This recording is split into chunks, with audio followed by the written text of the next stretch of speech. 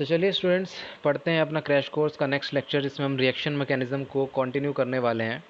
और इस लेक्चर में हम लोग इलेक्ट्रोफिलिक सब्स्टिट्यूशन रिएक्शन पढ़ेंगे एरोमेटिक कंपाउंड्स की। और आप जैसा कि न्यूज़ पढ़ ही रहे होंगे कि अब जो डेट है एग्ज़ाम की वो काफ़ी नज़दीक आ रही है, क्योंकि जो न्यूज़ आ रही है अभी तक तो यही आ रही है कि जो भी एग्ज़ाम होगा आपका जेई मेंस का जो आने वाला एग्ज़ाम है वो 15 दिन पहले आपको इन्फॉर्म कर दिया जाएगा। तो कभी भी मान के चलिए, अब सिचुएशन नॉर्मल हो ही रही है, तो मान के चलिए कि 10-15 दिन में आपको ये न्यूज़ मिल जाएगी। तो उस हिसाब से आपको अपनी तैयारी भी आगे बढ़ानी है।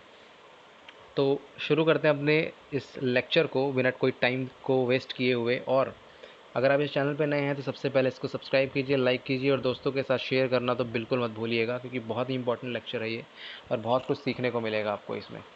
तो चलिए शुरू करते हैं अपना रिएक्शन मैकेनिज्म के नेक्स्ट पार्ट को, जिसमें हम पढ़ने वाले हैं इलेक्ट्रोफिलिक सब्स्टिट्यूशन। Electrophilic substitution. तो बच्चों, नेक्स्ट जो पिछला चैप्टर था, पिछला लेक्चर जो था, उसमें मैंने आपको क्या बताया था, अप्रोच बताया था कि किसी भी ऑर्गेनिक रिएक्शन को करने के लिए आपको क्या अप्रोच लगानी पड़ेगी। तो मैंने आपको कुछ फंक्शनल ग्रुप्स के बारे में बताया था कि अगर ये फंक्शनल ग्रुप आप में प्रेजेंट है तो आप इसको आसानी से देख सकते हैं और इसमें अपना दिमाग लगाकर कि हाँ ये रिएक्शन, ये फंक्शनल ग्रुप ये रिएक्शन देता है, तो उसके अकॉर्डिंग हमें अपना आंसर या प्रोडक्ट निकालना है। तो ये सारी बातें हम पिछले लेक्चर में कर चुके हैं। तो मैं आपको बता दूं कि जो इलेक्ट्रोफिलिक सब्स्टिट्यूशन रिएक्शन कौन देते हैं, सबसे पहले हमें ये पता होना चाहिए। एरोमेटिक कंपाउंड की बात कर रहे हैं तो बिल्कुल सही है, एरोमेटिक कंपाउंड के मोस्टली देते हैं, सारे नहीं देते हैं। ठीक है, जैसे पिरिडीन आपका एरोमेटिक होता है लेकिन वो न्यूक्लियोफिलिक सब्स्टिट्यूशन देता है, इलेक्ट्रोफिलिक सब्स्टिट्यूशन नहीं देता है। तो जो इसकी बात करेंगे तो जो इलेक्ट्रोफिलिक सब्स्टिट्यूशन है वो आपके बेंजीन देते हैं, और जितने भी जैसे हेटेरोसाइक्लिक कंपाउंड है, जैसे नाइट्रोजन है, ये है पायरोल है, फ्यूरान है, और आपका ये थायोफिन है, ये सारे रिएक्शन कौन देते हैं, इलेक्ट्रोफिलिक सब्स्टिट्यूशन देते हैं। लेकिन आपको क्या पढ़ने हैं, आपको पढ़ने हैं इसमें बेंजीन के केस में इलेक्ट्रोफिलिक सब्स्टिट्यूशन पढ़ना है आपको। ठीक है, तो कभी भी आपको बात होगी इलेक्ट्रोफिलिक सब्स्टिट्यूशन की, या फिर कभी भी बात होगी आपकी बेंजीन की, तो आपको क्या पढ़ना है, इलेक्ट्रोफिलिक सब्स्टिट्यूशन पढ़ना है। और इलेक्ट्रोफिलिक सब्स्टिट्यूशन की बात होगी तो इन 4 चीज़ों को पढ़ना है। ठीक है, तो चलिए शुरू करते हैं अपने इस वाले पार्ट को। तो इसमें बच्चों सबसे पहले मैं क्या लेता हूँ, बेंजीन लेता हूँ आपकी। ये मैंने बेंजीन ली, और बेंजीन की रिएक्शन जैसा कि मैंने बताया इलेक्ट्रोफिलिक सब्स्टिट्यूशन है, तो इलेक्ट्रोफाइल अटैक करने वाला है। और इलेक्ट्रोफाइल किस तरीके से अटैक करेगा, देखो ये आपको पता है। इलेक्ट्रोफिलिक अगर अटैक कर रहा है, इलेक्ट्रोफाइल आपका अटैक कर रहा है इधर, तो ये ऑब्वियस सी बात है न्यूक्लियोफाइल होने वाला है, क्योंकि ये सारी बातें हम कर चुके हैं। ठीक है, सारी बातें हम कर चुके हैं, तो बार बार रिपीट नहीं करेंगे। तो ये न्यूक्लियोफाइल होने वाला है, और होता भी है 3 पाई इलेक्ट्रॉन्स होते हैं, या फिर बोले तो 6 पाई इलेक्ट्रॉन्स होते हैं, 6 पाई इलेक्ट्रॉन होते हैं और 3 पाई बॉन्डेड होते हैं। और एक पाई बॉन्ड आपको पता है, अगर एक भी पाई बॉन्ड प्रेजेंट है तो वो न्यूक्लियोफिलिक की तरह ट्रीट होता है। लेकिन यहाँ पे तो 3 पाई बॉन्ड है, जो कि 6 पाई इलेक्ट्रॉन्स है, जो कि हाईली न्यूक्लियोफिलिक है। तो ये रिएक्शन कैसे होती है बच्चों, ये रिएक्शन होती है, ये वाला जो डबल बॉन्ड होता है वो रिएक्ट करता है इस इलेक्ट्रोफाइल पे। इलेक्ट्रोफाइल पे रिएक्ट करने के बाद क्या होता है, यहाँ पे जैसे यहाँ पे आएगा पॉजिटिव चार्ज, और यहाँ पे जो नेगेटिव चार्ज होगा वो इलेक्ट्रोफाइल से जुड़ जाएगा, और बाकी बॉन्ड जो आपके हैं वो सारे आपके ऐसे के ऐसे रहेंगे, ऐसे के ऐसे रहेंगे, जैसे कि ये है और ये है। अब क्या होता है बच्चों, आपको पता है कि ये एरोमेटिक कंपाउंड है। अगर ये एरोमेटिक कंपाउंड है, ध्यान से सुनना, अगर ये एरोमेटिक कंपाउंड है, यहाँ पर इसने क्या किया है, इस वाले कंपाउंड में इसने अपनी न्यूक्लियोफिलिसिटी, या फिर यूँ कहें कि एरोमेटिसिटी, न्यूक्लियोफिलिसिटी नहीं एरोमेटिसिटी, माफ़ कीजिएगा, एरोमेटिसिटी जो है वो लूज़ कर दी है। और आपको पता है एरोमेटिक कंपाउंड जो होते हैं हाईली स्टेबल होते हैं, उनकी resonance energy around 35 kilo joule per mole होती है। और यहाँ पर इसने अपनी एरोमेटिसिटी लूज़ कर दी। अगर यहाँ पर इसकी एरोमेटिसिटी लूज़ हुई है तो ऑब्वियस सी बात है ये अनस्टेबल माना जाएगा, और अनस्टेबिलिटी को दूर करने के लिए इसको फिर से एरोमेटिक बनना पड़ेगा। तो क्या होगा बच्चों, ध्यान से सुनना, यहाँ पर जो हाइड्रोजन है ना, ये डबल बॉन्ड नहीं है, ध्यान रखना है, डबल बॉन्ड नहीं, ये हाइड्रोजन जो होता है, ये हाइड्रोजन निकलता है, ये हाइड्रोजन निकलेगा तो यहाँ पर क्या इलेक्ट्रॉन देकर जाएगा, H पॉजिटिव की फॉर्म में निकलेगा। और जैसे ही ये निकलेगा ये अपनी इलेक्ट्रोफिलिसिटी या फिर एरोमेटिसिटी गेन कर लेगा, इस तरीके से बनेगा कुछ।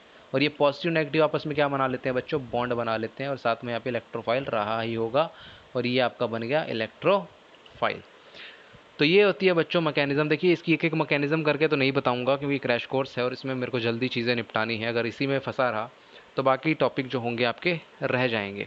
तो इस तरीके से सारे जो रिएक्शन होगी, सभी रिएक्शन इसी तरीके से होने वाली है। तो इसको दिमाग में बैठा लो, जमा लो, चाहे कुछ भी कर लो, कुछ भी कर लो, कुछ भी कर लो। देखो मैं आपको अप्रोच बताऊंगा पेपर में किस तरीके से करना है। रिएक्शन मैकेनिज्म भले ही ना करो, लेकिन आपको अप्रोच पता होनी चाहिए कि क्वेश्चंस कैसे करनी, सॉरी, कुछ चीज़ें हमने, कुछ अप्रोच हमने पिछले लेक्चर में पढ़ी थी और कुछ अप्रोच जो है इस लेक्चर में पढ़ रहे हैं। तो आप बस देखते जाइए, समझते जाइए क्या क्या होने वाला है आज। ठीक है, तो चलिए ये आपकी क्या थी। देखो अब आपको क्या करना है, अगर सिंपल कोई भी आपका बेंजीन होगा, उस पर कोई भी ग्रुप जुड़ा हो XYZ, हमें उससे मतलब नहीं है। ठीक है, जब होगा तो आपको उसके बारे में बताएंगे। तो कभी भी आपको पहले अगर बेंजीन दिखा तो सबसे पहले न्यूक्लियोफाइल सेलेक्ट करना है। उसमें न्यूक्लियोफाइल हो गया, अगर ये न्यूक्लियोफाइल है, अगर बेंजीन दिखा आपको मतलब वो न्यूक्लियोफाइल है, मतलब आने वाला जो रिएजेंट होगा वो इलेक्ट्रोफाइल होगा, वो इलेक्ट्रोफाइल होगा। ऑब्वियस सी बात है, एक न्यूक्लियोफाइल है तो हमें इलेक्ट्रोफाइल ही सेलेक्ट करना पड़ेगा। अगर इलेक्ट्रोफाइल हमें मिल गया तो उसकी रिएक्शन सिंपल इससे करवा दो और बेंजीन एज इट इज़ रखो। मैं डायरेक्ट अप्रोच बता रहा हूँ, मैकेनिज्म नहीं बता रहा हूँ। एज इट इज़ रखो, बस एक इलेक्ट्रोफाइल जोड़ दो, सिंपल ख़त्म। ये आपको करना है पूरी इलेक्ट्रोफिलिक सब्स्टिट्यूशन रिएक्शन में। अब पढ़ते हैं इफेक्ट ऑफ सब्स्टिट्यूएंट। अब ये तो अभी तक क्या था, अभी तक सब्स्टिट्यूएंट नहीं है, लेकिन एग्जाम में थोड़ी ना ऐसे पूछेगा। एग्जाम में तो आपको सब्स्टिट्यूएंट वगैरह लगा के देगा, है ना। वो थोड़ा सब्स्टिट्यूएंट लगाने से कोई टफ नहीं बन जाता है क्वेश्चन, बिल्कुल नहीं। बस उसमें जो होता है कुछ चीज़ें, जो कंडीशन होती हैं, बहुत सारा जो टॉपिक होता है वो कवर हो जाता है, जैसे मैं अभी करवाऊंगा जो। ठीक है, सब्स्टिट्यूएंट ग्रुप, सॉरी ये ग्रुप आएगा। Effect of substituent group in mono substituted benzene, substituted benzene. तो ध्यान से सुनना बच्चों, ध्यान से सुनना बच्चों, क्या कहने की कोशिश कर रहा हूँ यहाँ पे देखना। यहाँ पर एक होता है ortho para directing. Ortho para directing मतलब कि अगर किसी भी बेंजीन पर मान लो कोई ऐसा ग्रुप प्रेजेंट होगा, ऐसा कोई भी ग्रुप प्रेजेंट होगा, तो आने वाला रिएजेंट जो होगा वो ऑर्थो पे जुड़ेगा या पैरा पे जुड़ेगा। मतलब कि अगर ये ऑर्थो पैरा डायरेक्टिंग की बात कर रहा हूँ तो जी जो होगा, जी वो इलेक्ट्रॉन डोनेटिंग ग्रुप का होगा। वो इलेक्ट्रॉन डोनेटिंग ग्रुप का अगर होगा तो वो आने वाला रिएजेंट जो इलेक्ट्रोफाइल है या तो इस वाली पोजीशन पे जुड़ेगा जो कि ऑर्थो है, या फिर इस वाली पोजीशन पे जुड़ेगा जो कि पैरा है। ठीक है, इस तरीके से आपको देखना है, इलेक्ट्रॉन डोनेटिंग ग्रुप है तो। अगर in case Meta directing group होते हैं, मेटा डायरेक्टिंग ग्रुप, अच्छा, जो जी हो सकता है इलेक्ट्रॉन डोनेटिंग ग्रुप क्या होगा, जिसका प्लस एम इफेक्ट होगा। ठीक है, जिसका प्लस आई इफेक्ट होगा या फिर जिसका प्लस एच इफेक्ट होगा, ये क्या होंगे, इलेक्ट्रॉन डोनेटिंग ग्रुप में। मेटा डायरेक्टिंग ग्रुप क्या होगा, कोई भी बेंजीन होगा उस पर कोई ग्रुप सब्स्टिट्यूट होगा और ये वाला ग्रुप जो होगा इसका माइनस एम इफेक्ट होगा या फिर माइनस आई होगा। ठीक है, इस तरीके से कोई भी ग्रुप आपका कोई भी इफेक्ट होगा। तो इस केस में बच्चों हमेशा ध्यान रखना, ये हमेशा मेटा डायरेक्टिंग ग्रुप होंगे। मतलब अगर ये ग्रुप दिया होगा तो इलेक्ट्रोफाइल आने वाला जो होगा वो कहाँ जुड़ेगा, वो मेटा पोजीशन पे जुड़ेगा। ये मेटा डायरेक्टिंग होते हैं। ठीक है, जितने भी इलेक्ट्रॉन विड्रॉइंग ग्रुप होते हैं सारे मेटा डायरेक्टिंग होते हैं। ठीक है, ये आपको डायरेक्ट चीज़ें बता रहा हूँ, आपको यही चीज़ें फॉलो करनी है। अगर इलेक्ट्रॉन डोनेटिंग ग्रुप प्रेजेंट हुआ बेंजीन के साथ तो जो आने वाला रिएजेंट है या इलेक्ट्रोफाइल है वो ऑर्थो और पैरा पोजीशन पे जुड़ेगा, या फिर जो जो मोनो सब्स्टिट्यूटेड ग्रुप है वो अगर बेंजीन पर है और वो इलेक्ट्रॉन विड्रॉइंग नेचर का है तो आने वाला ग्रुप जो है वो मेटा पोजीशन पे जुड़ेगा।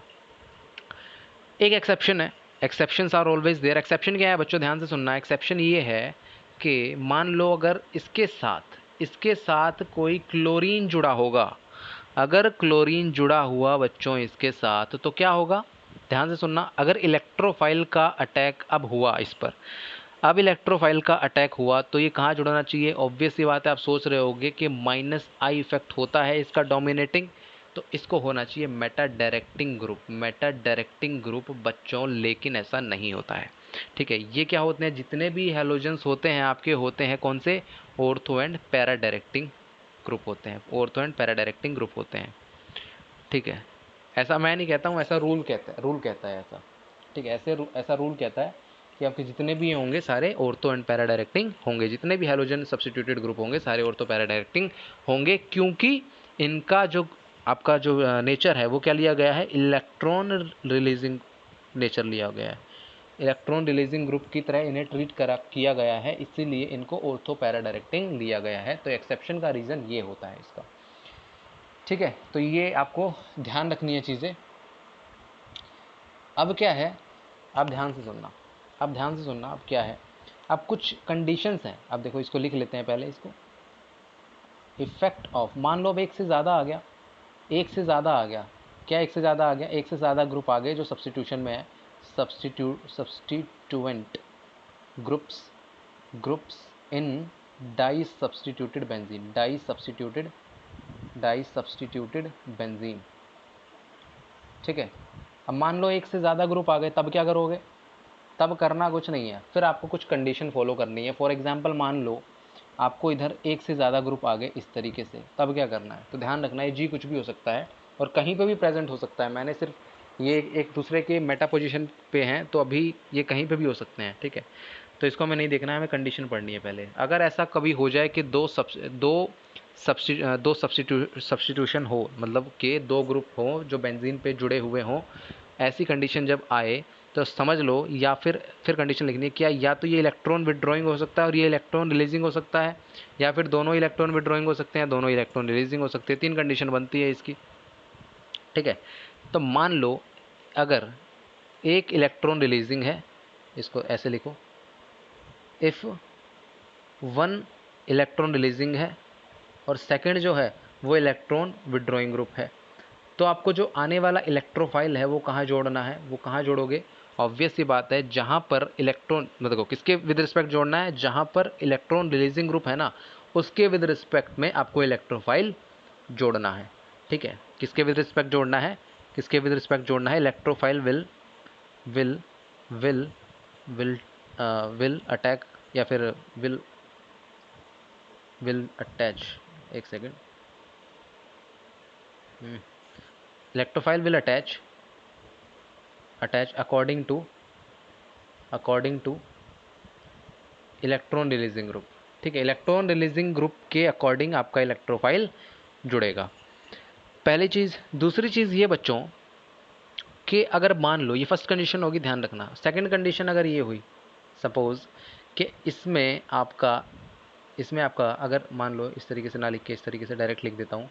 अगर मान लो दोनों ही ग्रुप डीएक्टिवेटिंग हुए, दोनों ही ग्रुप डीएक्टिवेटिंग हुए, मतलब कि जो जी है, जो ये पीछे जी है, ये दोनों ही, ये जो जी है, देखो यहाँ से दिखाता हूँ, ये वाला जो जी है, ये जी है, ये भी जी। अगर दोनों ही जी आपके इलेक्ट्रॉन विड्रॉइंग हुए, तो आपको इलेक्ट्रोफाइल ऐसे जोड़ना है कि जो सबसे ज़्यादा इलेक्ट्रॉन विड्रॉइंग नेचर है ना जिसका, वो ज़्यादा डोमिनेट करना चाहिए। फॉर एग्जांपल देखो, मैं क्या कह रहा हूँ कि अगर मान लो दोनों ही, if both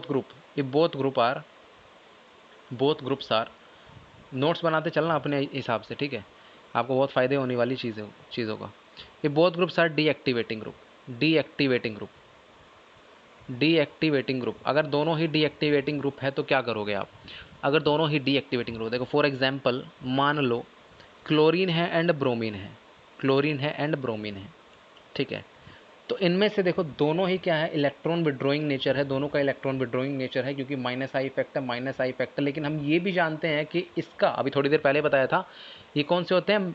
ortho and para directing होते हैं। ठीक है, अगर मान लो मैं इसका नाइट्रेशन करवाता हूँ बच्चों, नाइट्रेशन करवाता हूँ, मतलब कि नाइट्रेशन का मतलब है NO2 पॉजिटिव इलेक्ट्रोफाइल आता है नाइट्रेशन में। इसका अटैक या तो इधर हो, देखो, या तो एक सेकंड देखो यहाँ हो, या तो ए पर हो, या बी पर हो, या सी पर हो। देखो, ऑर्थो पैरा डायरेक्टिंग होते हैं बच्चों, दोनों ही इलेक्ट्रॉन विड्रॉइंग ग्रुप हैं, तो दोनों में से कहाँ जुड़ेगा? NO2 वहाँ जुड़ेगा, किसके, देखो कहाँ जुड़ेगा, देखो देखो मैं बताता हूँ कहाँ जुड़ेगा। ए पे जुड़ सकता है, बी पे जुड़ सकता है, सी पे जुड़ सकता है। ठीक है, तो ये NO2 जो जुड़ेगा वो जुड़ेगा इधर, ठीक है। क्यों इधर क्यों जुड़ेगा? देखो, क्लोरीन और ब्रोमीन में सबसे ज़्यादा माइनस आई इफेक्ट किसका होगा? क्लोरीन का होगा, बिल्कुल सही बात, इसका माइनस आई सबसे ज़्यादा होगा, ब्रोमीन का इससे कम होगा। अगर क्लोरीन का माइनस आई ज़्यादा होगा तो ऑर्थो पोजीशन पे, जो इसकी ऑर्थो पोजीशन है कौन सी, बी वाली पोजीशन क्लोरीन की ऑर्थो पोजीशन है, ठीक है, और ब्रोमीन की भी है, लेकिन अभी क्लोरीन की बात करें, क्लोरीन की जो पोजीशन बी ऑर्थो पे, इस पर माइनस आई इफेक्ट लग रहा होगा बहुत ज़्यादा, और बहुत ज़्यादा होगा तो ये इसकी न्यूक्लियोफिलिसिटी बी पर कम कर रहा होगा, और बी पर कम कर रहा होगा तो यहाँ पर देखो, यहाँ पर जो ए था इस पर क्या होगी, इस पर न्यूक्लियोफिलिसिटी ज़्यादा होगी। क्यों? क्योंकि जो आई होता है बच्चों, मैंने बताया था जीओसी में क्या होते हैं, डिस्टेंस डिपेंडेंट होते हैं, डिस्टेंस डिपेंडेंट। ठीक है, तो माइनस आई जो होगा वो ए पर कम होगा, सी पर भी ज़्यादा होगा, ठीक है, और यहाँ पर कम होगा। ठीक है, क्लोरीन और ब्रोमीन में। कहने का मतलब यहाँ पर 2 पॉइंट समझ में आते हैं। 2 पॉइंट क्या समझ में आता है, इसका मैं आपको समरी बता देता हूँ। पहली चीज़, हमने जो नाइट्रेशन की है वो क्लोरीन ब्रोमीन में से किसको चूज़ किया है? क्लोरीन को किया है, ब्रोमीन को नहीं किया। क्यों? क्योंकि क्लोरीन का माइनस आई ज़्यादा है, माइनस स्ट्रॉन्ग डीएक्टिवेटिंग ग्रुप है, स्ट्रॉन्ग डीएक्टिवेटिंग ग्रुप। तो जब भी आपके पास कोई स्ट्रॉन्ग मतलब 2 ग्रुप आ जाए जो कि डीएक्टिवेटिंग हो, तो जो स्ट्रॉन्ग डीएक्टिवेटिंग ग्रुप है उसको रेफरेंस मानकर अपना इलेक्ट्रोफाइल जोड़ना है। ठीक है, तो इस तरीके से रहता है।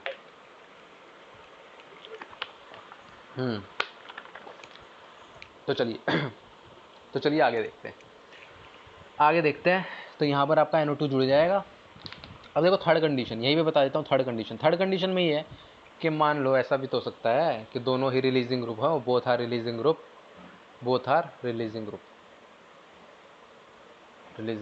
तो आपको नाइट्रेशन का करवाना है सेम, जैसे डीएक्टिवेटिंग में स्ट्रॉन्ग वाला उसके विद रिस्पेक्ट जोड़ना है, उस तरीके से जब दोनों रिलीजिंग ग्रुप हों तो इसमें आपका इलेक्ट्रोफाइल वहाँ पर जाएगा जहाँ पर स्ट्रॉन्ग रिलीजिंग ग्रुप आपका डोमिनेट कर रहा होगा, जहाँ पे स्ट्रॉन्ग रिलीजिंग ग्रुप डोमिनेट कर रहा होगा। ठीक है, वहाँ आपका जाएगा। कोई भी आप एग्जांपल ले लो, एग्जांपल मैं करवाऊंगा, बहुत सारे करवाऊंगा। तो ये इसकी कंडीशन है। तो 3 कंडीशन बताइए मैंने। पहली कंडीशन ये है कि अगर एक्टिवेटिंग है, डीएक्टिवेटिंग है, तो आपको इस तरीके से इलेक्ट्रोफाइल जोड़ना है। ठीक है, जहाँ पर आपको एक्टिवेटिंग, देखो कहने का मतलब क्या था, कहने का मतलब ये है कि ये जो पता है पूरा ओवरऑल में बता देता हूँ, समरी बता देता हूँ इसका। कहने का मतलब ये है बच्चों, देखो अगर आपको 3 पॉइंट याद भी नहीं रखना, डायरेक्ट ट्रिक ही बता देता हूँ आपको। देखो यहाँ पर ऐसे बोल रहा है कि मान लो कोई भी 2 ग्रुप है, ठीक है, यहाँ पर आने वाला कौन है? इलेक्ट्रोफाइल है। बिल्कुल ठीक बात है, इलेक्ट्रोफाइल है। तो सिंपल है ना, आप ये 3 कंडीशन भले ही याद मत रखो, सिंपल इतना याद रखो कि इन दोनों में हमें न्यूक्लियोफिलिसिटी ज़्यादा कहाँ मिल रही है, क्योंकि इलेक्ट्रोफाइल आ रहा है आने वाला। अगर इलेक्ट्रोफाइल आ रहा है तो इसको चाहिए न्यूक्लियोफाइल, और न्यूक्लियोफाइल ही नहीं चाहिए, अच्छा न्यूक्लियोफाइल चाहिए। अगर इसको अच्छा न्यूक्लियोफाइल चाहिए तो इन दोनों में देख लो कि इन दोनों में रिलीजिंग है कि विड्रॉइंग है। अगर रिलीजिंग है तो सबसे ज़्यादा कहाँ पर न्यूक्लियोफिलिसिटी को बढ़ा रहा होगा। अगर विड्रॉइंग है तो ये चेक कर लो कि सबसे कम या फिर सबसे जो कम है, जहाँ कहाँ से कम खींच रहा होगा। ठीक है, जहाँ से वो कम इलेक्ट्रॉन खींच रहा होगा जिस पोजीशन से, वहीं पे जाके इलेक्ट्रोफाइल जुड़ जाएगा। ठीक है, समझ में आया कि नहीं आया? बिल्कुल समझ में आ गया होगा आपकी। ये ट्रिक है एक तरीके की। ठीक है, आपको 3 कंडीशन याद रखो चाहे मत रखो, सिंपल याद रखो कि न्यूक्लियोफिलिसिटी ज़्यादा होगी, वहीं पे आपको इलेक्ट्रोफाइल जोड़ देना है।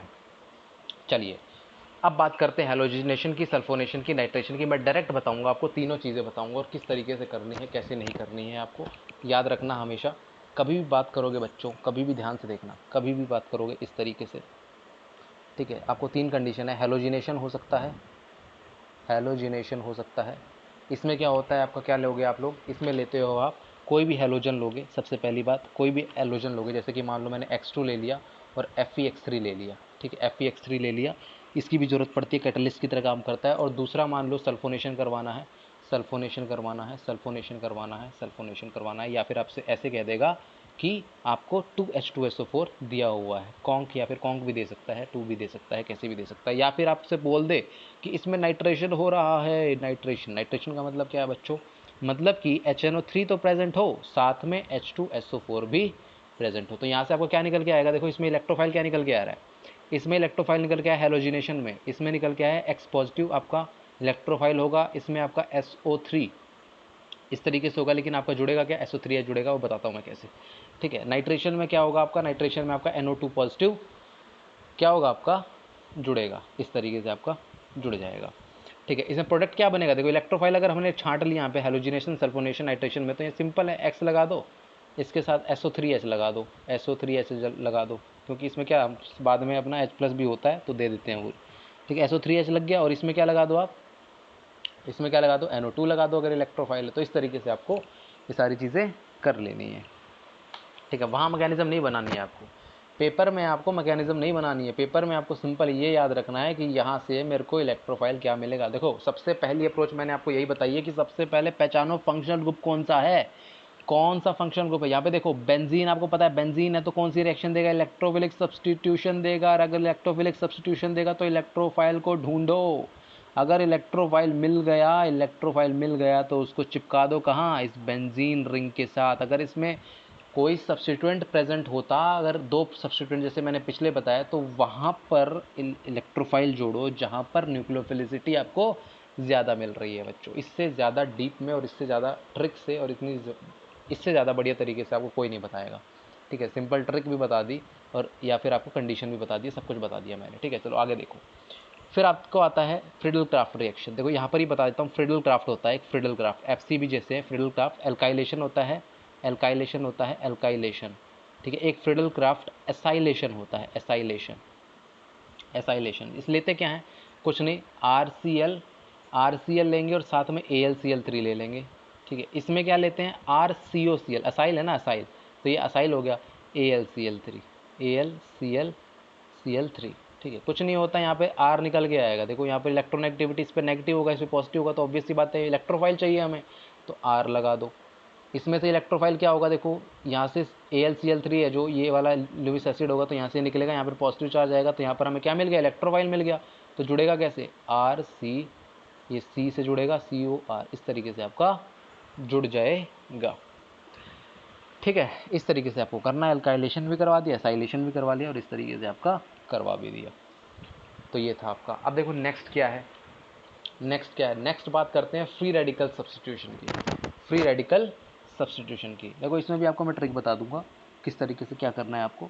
देखो कभी भी मान लो CH4 आए आपका, CH4 आए, इसकी रिएक्शन करवाई मैंने Cl2 से और साथ में दी हीट। Cl2 के साथ मैंने हीट दिया, हीट देने के बाद यहाँ पर CH3, देखो एक हाइड्रोजन, जो भी sp3 हाइब्रिडाइज्ड कार्बन है ना, sp3 हाइब्रिडाइज्ड कार्बन में से एक हाइड्रोजन हटा दो, और उसकी जगह क्या लिख दो, Cl लिख दो। कभी भी HMu की प्रेजेंस में कोई भी रिएक्शन होती है वो हमेशा फ्री रेडिकल के थ्रू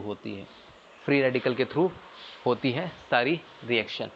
ठीक है, इस तरीके से आपको देखना है। समझ में आई इतनी चीज़ें। चलो आगे देखो। तो यहाँ पर जैसे मान लो CH4 है, यहाँ पे मैंने लिया Cl2 और HMu, तो क्या करोगे बच्चों, एक हाइड्रोजन हटाओ और Cl जोड़ दो, क्योंकि फ्री रेडिकल के थ्रू जाएगी। ठीक है, इसके बाद फिर से मैंने लिया क्या, Cl2 लिया, HMu लिया, तो फिर से एक बार इसके पास sp3 हाइब्रिडाइज्ड कार्बन है, उस पर हाइड्रोजन भी है, sp3 हाइब्रिडाइज्ड कार्बन पे एक हाइड्रोजन प्रेजेंट है, तो यहाँ पर CH2 Cl2 जुड़ जाएगा। फिर मैं करूँगा सेम, तो क्या बनेगा, CHCl3 बन जाएगा। फिर से करूँगा सेम, तो क्या बन जाएगा, CCl4 बन जाएगा। ठीक है, इस तरीके से आपका बनता रहेगा और साथ में HCl निकलता रहेगा। ठीक है, ये आपका फ्री रेडिकल के केस में होता है। कभी भी आपको क्या करना है, अगर HMu के केस में आ जाए तो Cl2 और HMu आ जाए तो रिएजेंट ध्यान रखना, अभी एक और आएगा, NBS भी आएगा। फिर मैं आपको एक पूरा क्रक्स बता दूंगा, इसका पूरा समरी बता दूंगा कि एक्चुअल में आपको करना क्या है। ठीक है, देखो अब मैं ऐसे ही बता देता हूँ, डायरेक्ट ही बता देता हूँ आपको। देखो तीन केसेस होते हैं, क्या क्या, कौन कौन से, ये होते हैं Cl2 और HMu दे दे, ठीक है, या फिर आपको दे दे Cl2 के साथ दे दे, या फिर Cl2 के साथ हीट दे दे, बहुत ज़्यादा हीट दे दे।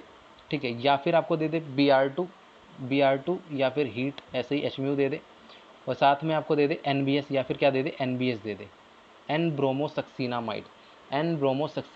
देखो एन ब्रोमोसक्सीनामाइड कैसे होता है, कुछ इस तरीके से होता है, ऐसे होता है nitrogen double bond oxygen double bond, और यहाँ पे Br जुड़ा होता है, यहाँ से हमें Br चाहिए होता है। देखो इतना बड़ा कंपाउंड है, हमें क्या चाहिए, सिर्फ ब्रोमो। NBS है तो ब्रोमो चाहिए, ध्यान से सुनना, NBS है तो ब्रोमीन चाहिए, और NCS है एन क्लोरोसक्सीनामाइड, एन क्लोरो होता सेम है, देखो होता सेम है, डबल बॉन्ड ओ, यहाँ पे N होगा और यहाँ पे Cl होगा, हमें यहाँ से Cl चाहिए। इतने बड़े कंपाउंड से कोई मतलब नहीं है, NBS होगा तो ब्रोमीन ढूंढ लो, NCS होगा तो क्लोरीन निकाल लो वहाँ से, फ्री रेडिकल के केस में। ठीक है, सिंपल। NBS जब भी बात आएगी फ्री रेडिकल का ही केस होगा, मैं बताऊंगा अभी, ट्रिक बताऊंगा कैसे क्वेश्चन करना है, क्वेश्चन आया भी हुआ है। देखो ध्यान से सुनते रहो, बस क्या बताना चाह रहा हूँ आपको, एंड में सब कुछ एक साथ समझ में आ जाएगा। तीसरा केस हो सकता है कि या तो HBr दिया हो और साथ में R2O2 दिया हो और HMu की प्रेजेंस में।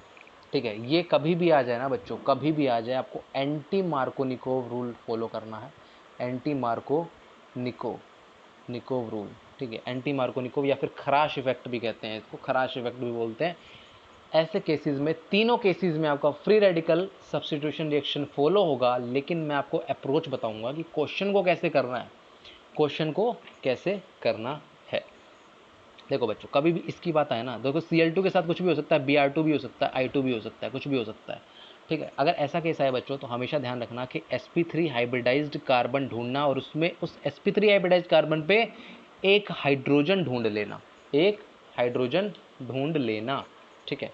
ये पहली बात। दूसरी बात ये है बच्चों, दूसरी बात आपको क्या करेंगे, दूसरी बात, अच्छा ध्यान रखना, यहाँ पे फ्लोरीन और आयोडीन जनरली नहीं लेते हैं इसे, फ्लोरीन और आयोडीन जनरली नहीं लेते हैं। फ्लोरीन क्या होता है, बहुत ही ज़्यादा विगोरस होता है, बहुत ही ज़्यादा डेंजरस होता है, इसके साथ रिएक्शन नहीं कर सकते।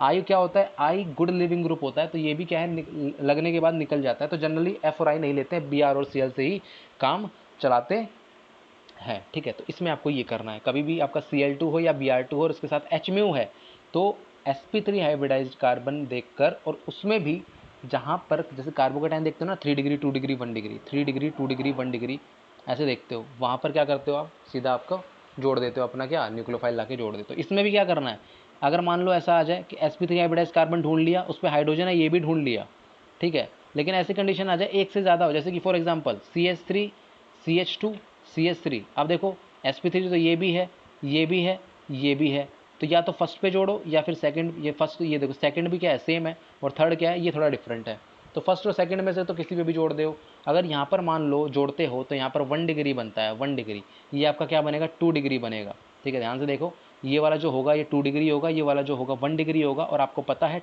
2 डिग्री फ्री रेडिकल ज़्यादा स्टेबल होता है एज कंपेरिजन टू 1 डिग्री। तो यहाँ पर क्या लिखोगे, यहाँ पर जैसे Cl जोड़ना होगा तो कहाँ जोड़ोगे, CH3 CH, यहाँ पे Cl जोड़ोगे इस तरीके से, और इस CH3 इधर आएगा, ये भी बनेगा, ध्यान रखना, ये भी बनेगा, ये भी बनेगा, ये भी बनेगा, पर माइनर में बनेगा, ये मेजर में बनेगा, और आपको इस तरीके से क्वेश्चन कर लेना है, ठीक है। ये पहली चीज़।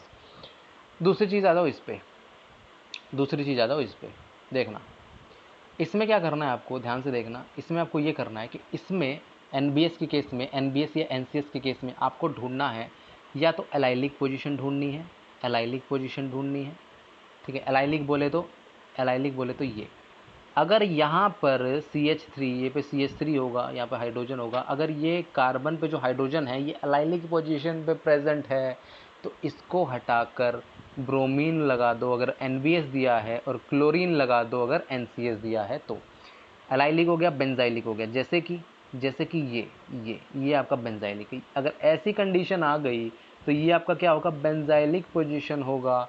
तो यहाँ पर भी क्या लगा दो, यहाँ पर आप Br लगा दो अगर NBS दिया हुआ है, तो Cl लगा दो अगर NCS दिया हुआ है, तो सिंपल तरीके से ये आपका क्वेश्चन हो जाएगा, ठीक है।